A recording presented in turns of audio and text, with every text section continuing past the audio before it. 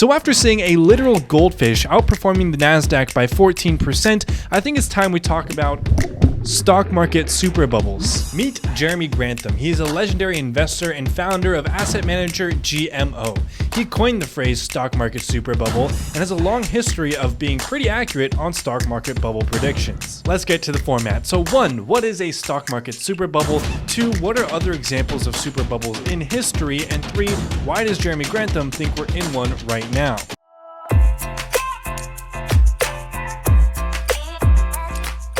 But first, I want to share a quick word from the sponsor of today's video, Masterworks. There's never been a more exciting time to be an investor when it comes to alternative assets. There's also been a recent trend of increasing portfolio allocation to alternative assets. You might be asking why that is. Well, it's because they've been shown to be less volatile than capital markets while still giving you exposure to unique return opportunities that you otherwise wouldn't get with regular stocks and bonds. And the concept of gaining institutional access without the need for institutional capital is really interesting to me. One such platform is Masterworks. I've talked about them on this channel before, and many might think it's too expensive to get involved with fine art, but I want to put that notion to the test. Masterworks allows you to invest in blue chip art, an asset class that's outpaced the S&P 500 by 164% from 1995 to 2021. And on top of that, it's exhibited almost no correlation to any major asset class and has appreciated by 23% annually on average when inflation was above 3%.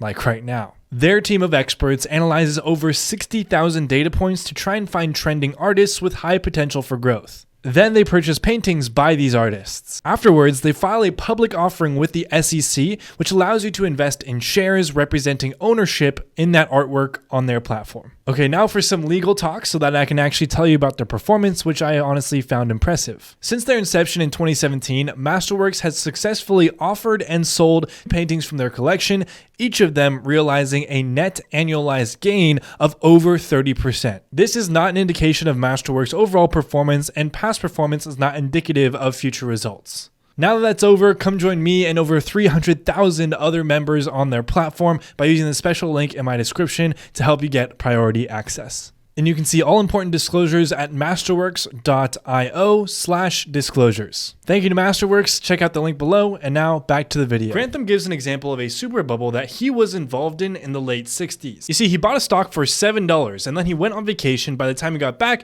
it had tripled to $21, and within a few more months, it was at $100. But then you guessed it, within the next 6 months, everything crashed and he lost all of the gains. This is the type of crash where everyone is making money, stocks are getting way overheated, and then it all comes crashing down. And this is probably a good time to tell you that I'm not trying to scare you or fearmonger or anything. This is just an interesting take from Jeremy Grantham, who's someone who has a track record of this, so I wanted to share his research and reasoning for right now. But of course, the reason why you should care about super bubbles is because they give us an overstated idea of how much money we can actually spend, and then we all go spend that money, and then everything comes crashing down, and we all get burned, all our hopes and dreams get crushed, and then it puts long-lasting pain on the economy. Grantham says super bubbles have occurred on 4 other occasions. First was US stocks in 1929 ahead of the Great Depression. Second was Japanese stocks and property in the late 1980s. Third was stocks in 2000s ahead of the dot-com bubble burst. And fourth, of course, most recently, was the housing in 2006 ahead of the global financial crisis. Here's the thing, everyone has called crashes before, and a broken clock is right twice a day, so before we get in too deep into the weeds,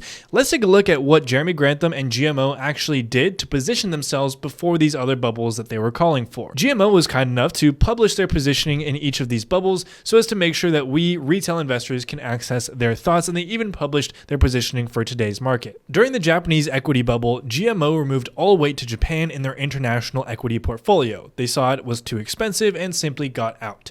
During 1999 dot-com bubble, they reduced their exposure to equities overall and focused on value stocks, REITs, and bonds. During 2007 global financial crisis, they reduced equity, focused on high-quality companies and long-short strategies. And now, during the current market environment, they have reduced exposure to equities, focusing on non-US value and alternative strategies. They also have modest fixed income exposure. That probably all sounded like a lot of financial jargon, but do not worry, here are 3 super easy ways that Grantham identifies financial bubbles. The first is extremely fast advances in stock price, meaning the stocks just rocket upwards, and we see this in the NASDAQ rising over 110% from the COVID-19 lows. The second identifier is narrowing of the market and underperformance of speculative stocks, many of which rise as the high-quality market rises. And speculative stocks are stocks that have a large valuation based on their future potential, but not necessarily what they're doing today, right now. And finally, the third identifier is crazy investor behavior, which we've honestly started to see a lot of. It's been in meme stocks, EV-related stocks, pump and dump schemes with crypto, and the craziness with NFTs. And I've also seen this in the private markets, in the VC world, where valuations are honestly just kind of absurd right now. All three of these things happened in 1929 before the Great Depression, and of course before 2000 during the dot-com bubble. So let's get to the numbers. Grantham actually thinks that this stock market crash could send the S&P all the way down to 2,500. This would be a huge, nearly 45% fall from today's S&P 500 level of around 4,450. And as you might have guessed if you follow the stock market, Grantham thinks that this bubble may have already started to burst with the recent volatility and weakness in the more highly speculative stocks. Now, if we want to get more technical, and this is where you're going to have to put on your thinking cap to follow along here. Grantham's firm has done a lot of research on super bubbles, and they define one as a market that has moved more than 2 standard deviations above its average trend. Now, you're probably wondering, what is a standard deviation? It's been a very long time since I've taken stats, so let me explain. I will try to explain. A standard deviation is a way of measuring dispersion or distribution of different results and outcomes. Basically saying, this is very rare or this is more common. Things usually fall, right here. I'll show you this visually. And there is a normal distribution for investment returns over a long period of time, which generally looks like this, a bell curve. There will be some very big up days and some very big down days, but for the most part, the majority of investment returns will be somewhere around the middle, around 0% return. And as you move further toward an extreme to the right or the left, the likelihood of those returns happening gets smaller and smaller. So when bringing it back to standard deviation you can think of as distance from the center. So moving one standard deviation away from the center means that distance, that area, should cover about 68% of results. When Grantham says we're in a 3 standard deviation scenario, this means that we are in a situation that is extremely rare, an event that would only happen 1% of the time. Because again, the further away you get from the center, meaning the more standard deviations away from the center, the more rare that outcome is, and right now we're at the 3rd standard deviation. All right, so now that we're done with that, first off, I'm sorry I subjected you to that. And second, Grantham says his concerns come with 2 cautions to investors. All right, so the first one is the higher you go, the lower the expected future return. And second, the higher you go, the lower, longer, and greater the pain you will have to endure. This dude is a bit of a party pooper, not gonna lie. Here's the funny thing though, most market commentators and even analysts probably would not have said that the market felt overvalued at the end of last year in 2021. Despite that, looking at some data provided by JP Morgan, many typical valuation metrics show US stocks as being more expensive than their historical averages. This chart shows various multiples for the S&P 500 as of December 31st, 2021. So there's a forward PE of 21.2, well above historical average of 16.8, price to book value of 4.4, well above historical average of 3.1, and price to cash flow of 16.2, well above historical average of 11.1. Personally, I was looking at a lot of small caps because if you look at their multiples, they were actually looking pretty undervalued compared to historical metrics, but if the market's going to go down as a whole, small caps are probably going to get hammered. You see, this is a lesson that I've learned. The price to earnings multiple is a measure of a company's market cap divided by its earnings, or on a per share basis, the price per share divided by earnings per share. The simplest way for the future price to earnings multiple to go down is for the market cap or share price to go down. In other words, we need the price to earnings ratio to go down, and that's price over earnings. So the fastest way to do that is to take price, which is equal to market cap, and just make that smaller so that you're dividing a smaller number and therefore PE goes down, and then we return to historical averages. Or you could wait for earnings, the denominator, to get bigger, but that takes a very long time because the company actually has to earn more and more money.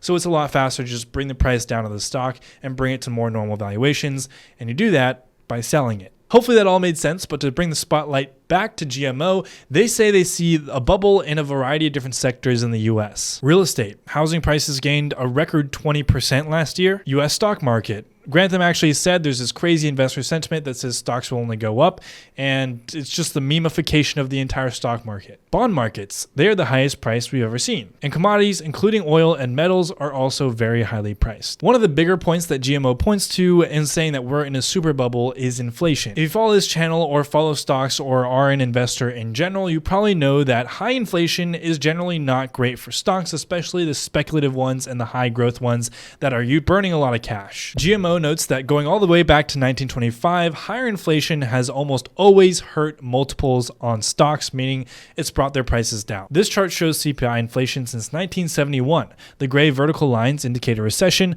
What Grantham is saying here does seem to hold truth, as there were some large spikes in inflation and there tend to almost always be a recession on the horizon. So how did we in today's world get into this situation? Grantham argues that the Fed is a big reason. He believes the Fed largely ignored the growing asset bubbles in housing and equity markets in the past, despite the policies they put in place accelerating them. Their failure to act in a timely manner led to the bubble becoming super bubbles and then bursting. In the case of 2008, this ended up requiring unprecedented bailouts and massive stimulus. When we look at today, the Fed has pumped an unbelievable amount of money into the system over the past few years. They have kept interest rates incredibly low for a very long time, despite the US economy seeming increasingly strong. These actions benefited both companies and individuals, which one could argue has kept stock markets soaring. Grantham would likely argue this is another example of the Fed failing to recognize the impact it had on creating a bubble. Now I know this was a lot and at some parts it got pretty technical, so let's summarize. I'm going to translate this recap into much simpler words. 1. All major bubbles have burst. 2. The bigger, stronger bubbles produce longer, deeper pain. 3. Timing for super bubbles is uncertain, but they all show the same characteristics. Speculative frenzy, stock gains accelerate, and risky speculative stocks underperform while blue chips go up. Right now, we're seeing speculative high growth stocks getting absolutely smashed while a lot of value stocks are outperforming. So that last part could be where we're at right now. And to reiterate this previous disclaimer, I'm not trying to spread fear or fearmonger or get you afraid of being in the stock market. Personally, I am one who says you should always be invested in the stock market, but I just thought this was pretty educational and it comes from a place of trying to share some knowledge. Thank you again to Masterworks for sponsoring this video. Use my link below for priority access and I'll see you in the next one. Peace.